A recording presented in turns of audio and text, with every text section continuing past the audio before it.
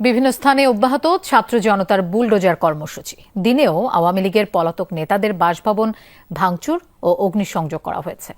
গুড়িয়ে দেওয়া হয়েছে দলটির কার্যালয়ে, ভাঙা হয়েছে শেখ মুজিবুর রহমানের মুরাল। ভেঙে ফেলা স্থাপনা, রড সহ বিভিন্ন মালামাল দোকানে বিক্রিও করতে দেখা গেছে।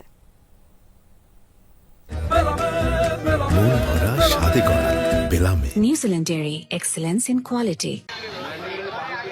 ক্ষমতায় থাকাকালে রাজশাহীর বাঘায় প্রাসাদ গড়েছিলেন সাবেক পররাষ্ট্র প্রতিমন্ত্রী শাহরিয়ার আলম।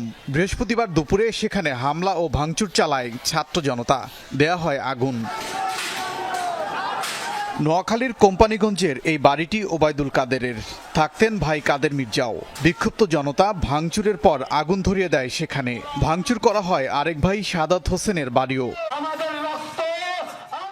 ঝালকাঠিতে গুড়িয়ে দেওয়া হয়েছে আমির হোসেন আমুর বাড়ি ও স্ত্রীর নামে প্রতিষ্ঠিত হাসপাতালের নাম ফলক ও সীমানা প্রাচীর। পরে বিভিন্ন মালামাল নিয়ে যেতে দেখা যায় স্থানীয়দের। খুলনায় শেখ বাড়ি গুড়িয়ে দেওয়ার পর রড, ইট সহ বিভিন্ন সামগ্রী খুলে নেন স্থানীয়রা। এরপর ভাঙাড়ির দোকানগুলোতে তা বিক্রি করতে দেখা গেছে। নাটোর ২ আসনের সাবেক সংসদ সদস্য শফিকুল ইসলাম শিমুলের বাড়িতেও চলে বুলডোজার কর্মসূচি। ভাঙচুরের পর অগ্নিসংযোগ করে ছাত্র জনতা।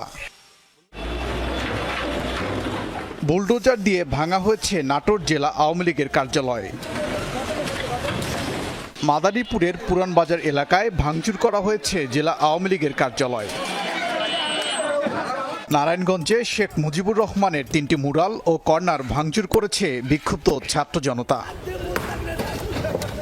এছাড়া বরিশাল, ভোলা, সাতক্ষীরা সহ কয়েক জেলায় বুলডোজার কর্মসূচি পালন করেছে ছাত্র জনতা।